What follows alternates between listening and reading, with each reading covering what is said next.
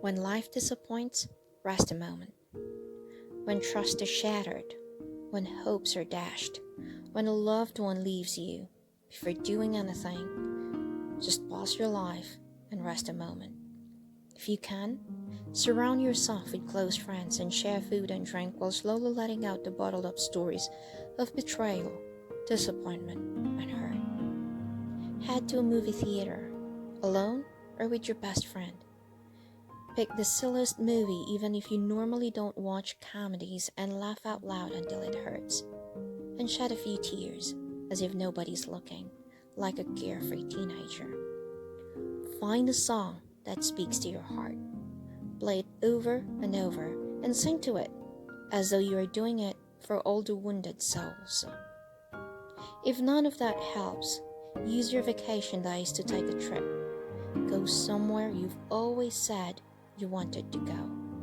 All by yourself, just you and the road. After spending some time alone, go to your own sacred place. Close your eyes and clear your mind. Even if you're not that spiritual, invoke the heart of compassion and feel the embrace of acceptance. Downcast and heartbroken, I know you were once me, and I was once you. Love yourself despite your imperfections. Do you not feel compassion for yourself as you struggle through life? You are so eager to help your friends, but you treat yourself so poorly. Stroke your heart once in a while and tell yourself, I love you. On a piece of paper, write down everything that stresses you out. List everything you ought to do, including minor things. Watering plants, replying to emails, and so on. The stresses are now contained on a piece of paper away from your mind. So, relax tonight. Tell yourself you will go through the list tomorrow, item by item, starting with the easiest. When you open your eyes the next morning, your mind and your body will be ready. I can guarantee that. Don't give up in the face of criticism. Learn to brush aside what people who don't know you have to say. Having critics means that your doing is getting people's attention. Have courage and continue down the path you're on. Life teaches us through our mistakes. When you make a mistake, simply ask yourself what you were meant to learn from it. When we accept such lessons with humility and gratitude, we grow that much more. To be happy, it's not necessary to expend great effort so we get somewhere else. Instead, relax into the present moment while you're finding humor in your life. With humor, life becomes light and leisurely, and laughter always brings people to experience openness and joy. Being right isn't important. Being happy together is. Every one of us has beliefs, values, and thoughts that are fundamental to us and that we cannot imagine compromising on. We believe these are irrefutably right and that everyone would agree if they came to their senses. But every once in a while, we have to spend time with people who do not share our convictions. We may clash over political views, religious beliefs, or even life values. If the conversation touches on these topics, it quickly becomes an argument. No one feels they are being heard or respected, and what remains is mostly anger, confusion, and hurt. We must ask whether it is worthwhile if we make each other feel unhappy or hurt in the name of defending our beliefs. Instead of maintaining the sanctity of our values, shouldn't we care more about the person sitting in front of us? Isn't it better to be happy together than to be right alone? Trying to convince someone to adapt our views is largely the work of our ego. Even if we turn out to be right, our ego knows no satisfaction and seeks a new argument to engage in. Maturity comes with experience. One lesson of maturity is that we should not take our thoughts too seriously and must learn to curb our ego and see the bigger picture.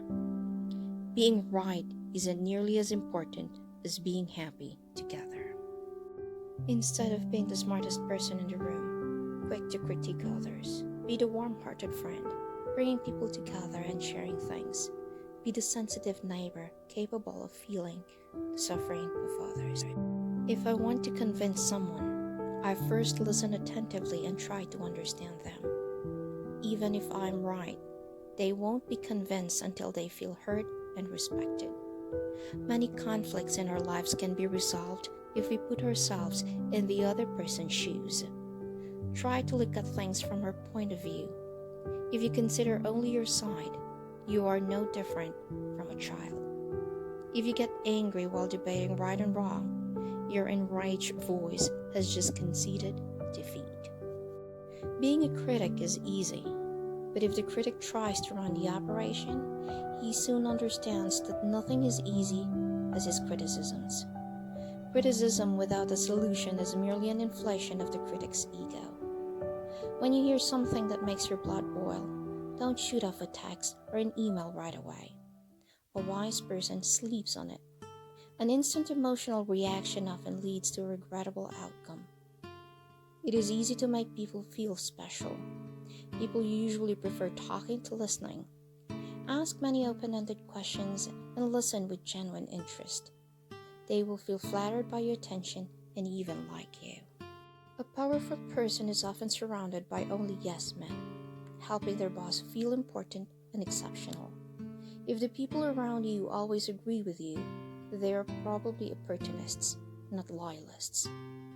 When a question has a both long, complicated, but logical sounding answer and a simple answer that can be understood by even a child, the right answer is usually the simple one. When you ask a question and there is no response, then that is the answer. There are only those who know their shortcomings and those who do not. Nobody is perfect. Everyone has shortcomings. If someone looks perfect, then that is because you don't know the person well. Don't try to make it perfect. Instead, make it interesting. Do you want to be happy, or do you want to appear happy? Never mind what the world tells you to do to be happy.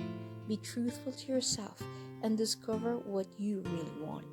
Choose happiness, not success, as your life's goal. If you become successful but aren't happy, then what is the point? There are those who want to become successful in order to thumb their noses at the people who look down on them. But what happens after you achieve success? What do you do after proving that they were wrong? If you want to truly succeed, don't use anyone else's yardstick. Meaningful praise is from someone in the same field as you. It is worth praise from 10 or more people outside your field. Professionals have their talents and areas of expertise. If a client tries to control and monitor every detail, the professional cannot work at full capacity and feel inhibited.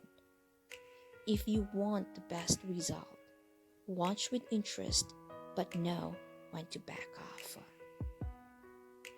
If you shove others aside on the way to success, then you will be pulled under once the tide changes.